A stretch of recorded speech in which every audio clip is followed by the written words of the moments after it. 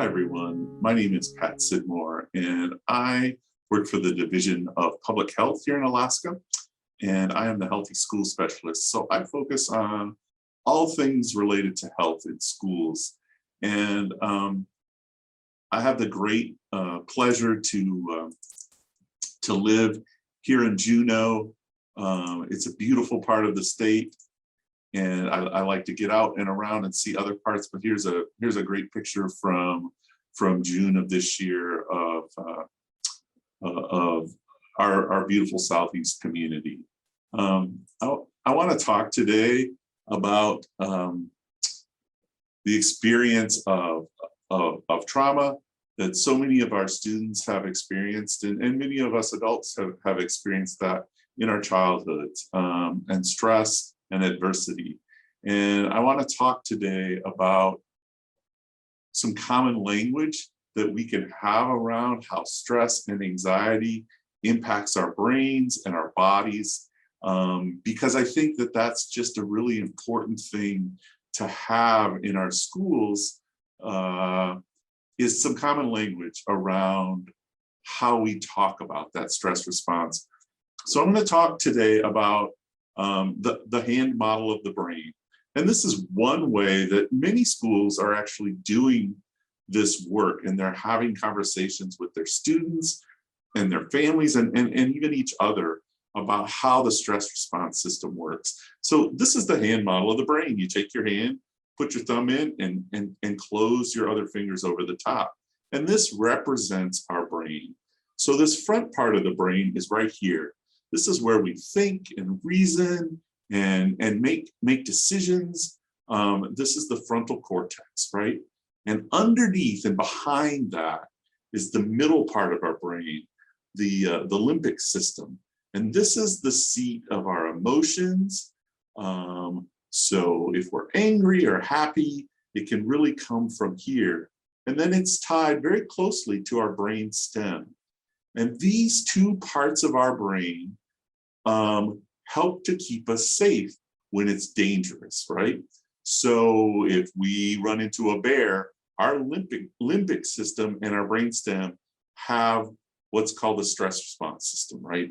And what it does is it takes this frontal part of our brain, our deep thinking part, offline so that we can react, which is perfect if we need to run or fight or even just shut down and hide. It's a way to keep us safe. And it's wonderful in those situations, but sometimes if we've been exposed to a lot of stress and trauma, our limbic system sees things that, like, for example, a test or a transition from one part of our school day to another as a threat. And what can happen is we can flip our lids, which means we can take our frontal lobe offline and then just react. And we see this in schools all the time. And both children and adults can flip their lids. So there's just some great resources out there about the hand model of the brain. And I'll show you what you could Google to look at different ones. In some cases, when we talk to kids about it, we talk about our upstairs brain and our downstairs brain, or our wizard brain and our lizard brain.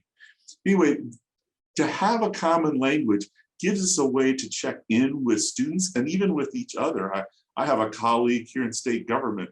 They use this in their office with each other, and they're able to check in to see, how are you doing right now?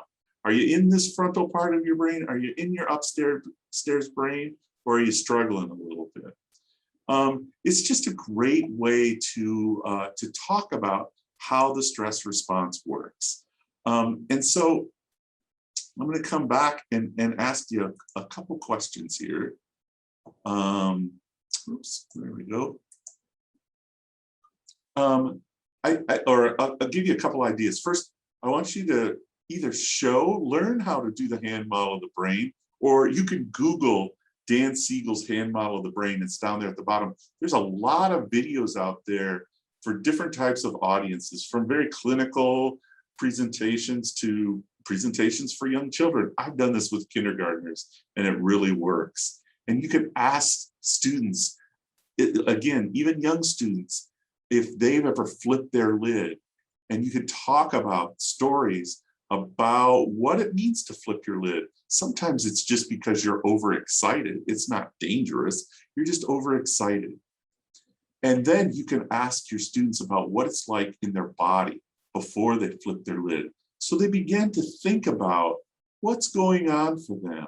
And then this gives schools a tool to use when they talk to their students and when they recover from times when people flip their lids. It's just a great resource. I hope you can take advantage of it, or if you have something else that's common language around the stress response, use that too, whatever works.